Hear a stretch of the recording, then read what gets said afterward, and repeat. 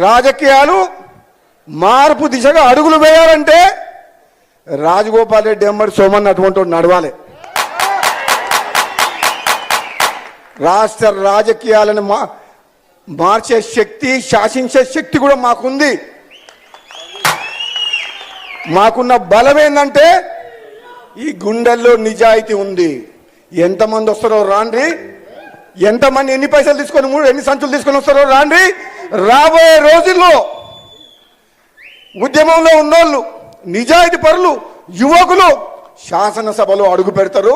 తెలంగాణ రాజకీయాల్ని కూడా తమిళనాడు మాదిరిగా మార్చేస్తాం. అధికారాన్ని అడ్డం పెట్టుకొని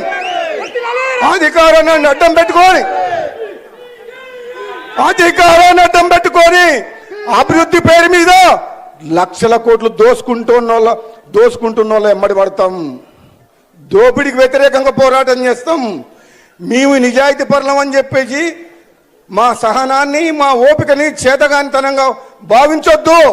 అవసరం వచ్చినప్పుడు విద్యార్థుల కోసం, నిరుద్యోగుల కోసం, యువకుల కోసం, రైతుల కోసం, పేదల కోసం, మా అక్క చెల్లెల కోసం అవినీతికి వ్యతిరేకంగా పోరాటం చేసి యుద్ధం చేస్తాం.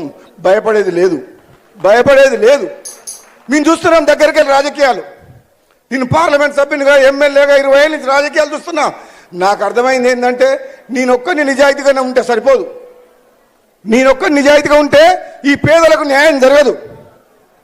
నేను అవినీతి వ్యతిరేకంగా, దుర్మార్గులకు వ్యతిరేకంగా పోరాటం చేసినప్పుడే ఈ పేదలకు న్యాయం జరుగుతుంది. ఇన్నేళ్ళు సహనంతో ఉన్నా, ఇప్పుడుగా పోరాటం చేయాల్సిన సమయం దగ్గరకు వచ్చింది. నువ్వు గజ్జగట్టు, నేను రుమాలు కడతా. నువ్వు గజ్జగట్టు, రుమాలు కడతా. ప్రజలకు పోదాం. నిజంగా తెలంగాణ వచ్చిన నా పేదల బతుకులు మారినాయా? ఉన్నోడేమో 100 రెట్లు 1000 రెట్లు పెరిగిపోయిండు, లేనోడేమో కొంప కూడా వస్తుంది. వానికి 5 లక్షలు ఇస్తేందుకు 500 రూల్స్ పెట్టిర్రు. 5 లక్షల రూపాయలు ఇంటికి. ఎన్ని రూల్స్? ఎంత ఇస్తుర్రు?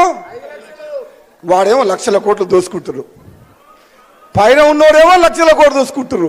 5 లక్షలు ఇస్తేందుకేమో 500 రూల్స్ పెట్టింది. నిజమా కాదా? సగం ఇల్లు రాగానే బిల్లు రాలేదంటారు. పాత ఆటో ఉన్నా, వెనకడ ట్రాక్టర్ ఉన్నా నీకు బిల్లు ఇవ్వమంటారు. అది ట్రాక్టర్ నడిచేది లేదు, జీపు నడిచేది లేదు. అది ఎప్పుడు ఫైనాన్స్ వాళ్ళు గుంజుకపోయారు. అది ఎప్పుడు ఆయన పేరు మీద ఉందంట, నీకు ఇల్లు క్యాన్సర్ అంటారు. ఇదెక్కడ న్యాయం? ఇట్లా చెప్పుకుంటా పోతే రాజగోపాల్ రెడ్డి ఇప్పుడు అధికార పక్షంలో ఉండా, ప్రతిపక్షంలో ఉండా అని చెప్పి అడుగుతారు జనం. నేనైతే ఒక పక్షంలో ఉన్నా. నేనెప్పుడు ప్రజల పక్షంలోనే ఉంటా. నేనెప్పుడు ప్రజల పక్షాన ఉండాలని కోరుకుంటున్నా. నాకేదో పదవి ఇస్తానంటేనో, నాకు పదవి ఇస్తే ఒక తీరుగా, ఇంకోటి ఆశ పెడితే ఒక తీరుగా ఉన్నది ఉన్నట్టు మాట్లాడతా. రేవంత్ రెడ్డి ప్రభుత్వం మంచి పనులు చేస్తే మంచిగా చేసిందంట, తప్పు చేస్తే తప్పు చేసిందంట అనాలా. కాబట్టి మీ అందరికీ కూడా చెప్తున్నా, గొంతు పోయింది.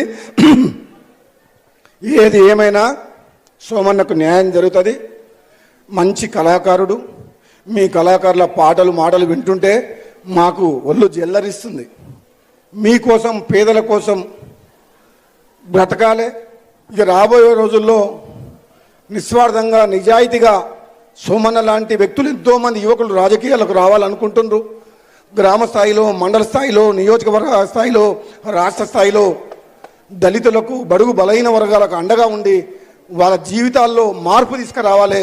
ఈ రాజకీయాల్ని మార్పు దిశగా ప్రయాణం చేయాలని చెప్పి మీకోసం ఎప్పుడు మీ వెంట ఉంటాను. మీ అందరికి మాటిస్తున్నా, రాజన్న మీ వెంట ఉంటాడు. ప్రాణం ఉన్నంత వరకు తెలంగాణలో ఉన్న కళాకారులను కంటికి రెప్పగలా కాపాడుకుంటాడని చెప్పి నేను సోమన్న చెప్తాను. రాజగోపాల్ రెడ్డి మాటిస్తే వెనకకు పోడు. ఒకటే ఉదాహరణ చెప్తా. 2018లో ఢిల్లీకి పోయినా, మా ఎమ్మెల్యే చిరుమర్తి లింగయ్యకు బదులు ఇంకోరికి టికెట్ ఇస్తారన్నారు. నేను హైకమాండ్కు డైరెక్ట్ చెప్పిన, చిరుమర్తి లింగయ్య టికెట్ ఇవ్వకపోతే నాకు కూడా వద్దు, మునుగోడు నుంచి పోటీ చేయ అని చెప్పిన.